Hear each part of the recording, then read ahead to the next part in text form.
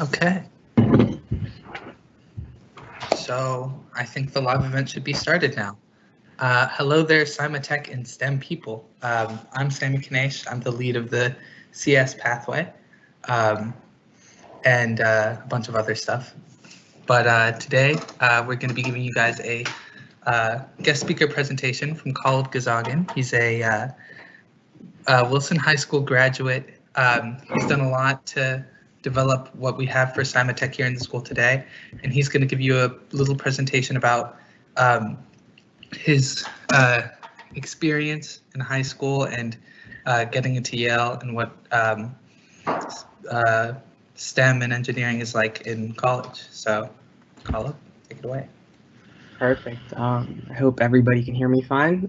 As Sammy said, my name is Kaleb Gezahegn, and I'm currently a sophomore at Yale University studying EECS, which is what the cool kids call the Electrical Engineering and Computer Science double major. And I know it's Friday, and I don't know about you guys, but I'm getting pretty tired of online classes, and so I thought I'd get straight to the point and then talk to you guys about how every individual can get into Yale and share with you guys the secrets that admission application readers don't want you to know. And so it's really simple, and the only thing that you have to do is just like donate a building. Bottom left corner we have Sci City, which is donated by I think like the co-founder of Alibaba, and above it we have like former Schwartzman Center, formerly known as Commons, and that's something Schwartzman in the bottom right corner as well. And so that could also probably get you a photo with our president Peter Salovey. So and that's pretty much it. I'm playing. So the reason that I mentioned that is because a lot of the times that I like tell my story or tell people about like what I did to get into Yale, they take that as like some sort of like rubric, and the reason that I dislike that so much is because there really is no formula into getting into Yale or any prestigious university or like your dream school. You can like shoot for like personal goals and then try and meet them and then see if that gets you in. But like this attachment that people have to like getting to a school and then the association that they have to like being successful, I think is false. And I'm just gonna tell my story in the perspective of just like me wanting to do well in school and like having certain interests, and then I guess like liked some of that, and then that got me, and it wasn't really like I didn't do any of the things that I did to get into Yale. It was just like a byproduct of my actions and my habits. Yeah, that's why I included the previous slides. But if you do have a formula for getting into Yale, talk to me after this presentation, and we can make a lot of money together. So as I said before, I'll just give you guys like a bit of a backstory as to that I feel is like pretty significant to my story.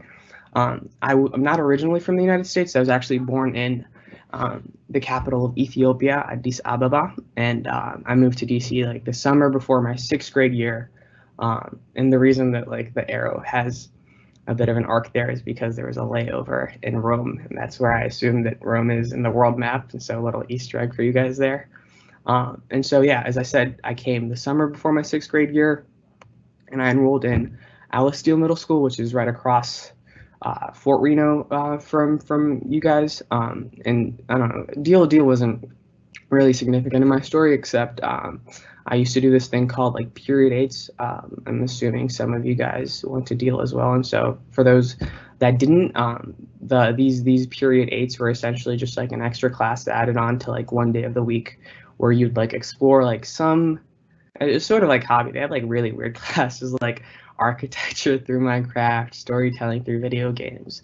But the one that I not necessarily remember the best was this like intro to computer science sort of like period 8 class, which is just like sort of like a meeting where like you just like come in, take a laptop, and then just like grind out like Code Academy modules. And so this was sort of like my first introduction to CS, and I like distinctly remember this one activity where like so Code Academy is a platform that's sort of just like a fill in the blank system where they have like the base code, and then they walk you through like different like computer science principles, and by like having you fill out code and then like explaining what it is that you did. And so I don't know if the video will play, but there's this like one activity where you had these like bubbles that make up your name, and when you like slide your like mouse across them, it made things move, and I thought that was the coolest thing ever. And so I was like intrigued and like interested in CS from that point on, but I didn't really pursue it until my first year at Wilson, Big Will. And so I'm not gonna go through like all the classes that I take at Wilson, just because I don't think that that will be beneficial to anybody. But I did graduate from the Simatech pathway in both the CS and the engineering one. So just took most of the necessary courses. I didn't take like I wasn't like a hard like engineer, so I didn't take like PLE, but I did do like IED and those classes, and I also did EDD, which is a class that you take your senior year, where you think of a project and then you spend like essentially like the whole year building it while also learning about like different engineering principles. So the picture on the right there is me and a good buddy of mine, Spencer, and our project was called Weibo, and it was sort of ambitious. Our goal was to create like a fully autonomous home assistant drone, sort of, and it's still a work in progress. But in terms of like design and like going through just like the design process, it was really fun and interesting experience. The GW logo is there also because I did do I took like a data structures and algorithms class in GW through the DCPS dual enrollment program, and I hope that's still available, and it's something that I'd like plug or encourage you guys to do, just because it gives you sort of like a low stakes introductions to college and like what college work would be like while you're in high school. And so if you have like, I don't want to tell you to like use a free period on that, because I remember how important those were to my senior year. But if possible, I highly encourage you guys to check that out. And another big part of my high school experience was clubs. And so as Sammy mentioned, one of the clubs that I was like very involved with,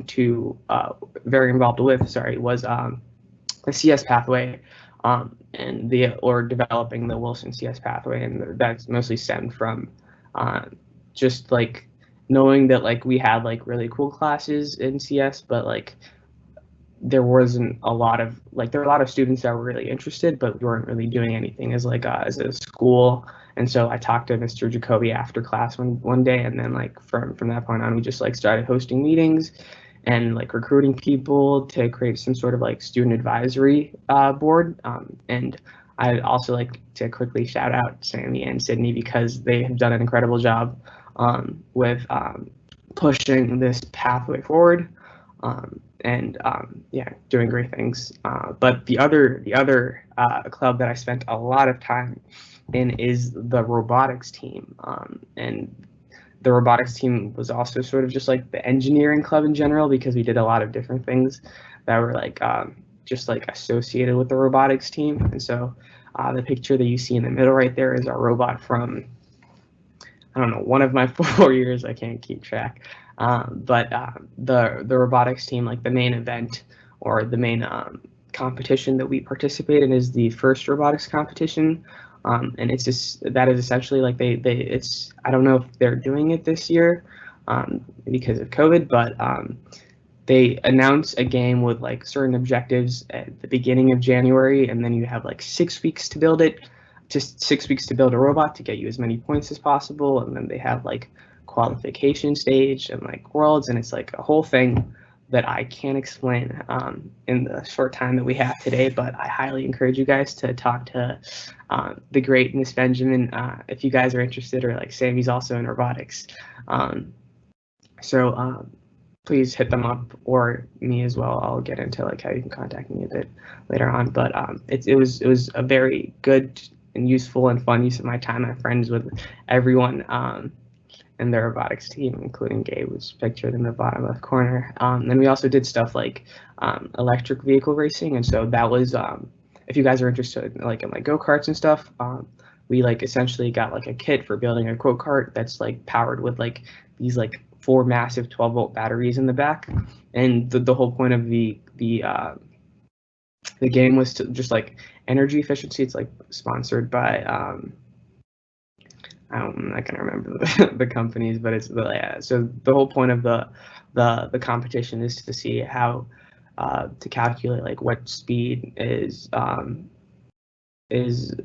best for maintaining your power and energy, and then keeping track of that and making sure that you make as many laps around the track in the shortest time possible. And they're also like, even if you don't want to spend, if you're scared by the time commitment that robotics has, it's really flexible. You get out of it whatever you put into it, and so they're pretty flexible in terms of that. And I also the robot in the middle is actually a tennis shooter that one of our mentors, Mr. Marks, was working on, and it's still, unfortunately, I was able to get it to move, but the main objective of that robot was to like play tennis with itself, and Mr. Marks has done like crazy math and like calculations in order for it to be able to do that. And so if anybody's interested, I'd highly encourage you guys to look into that as well. But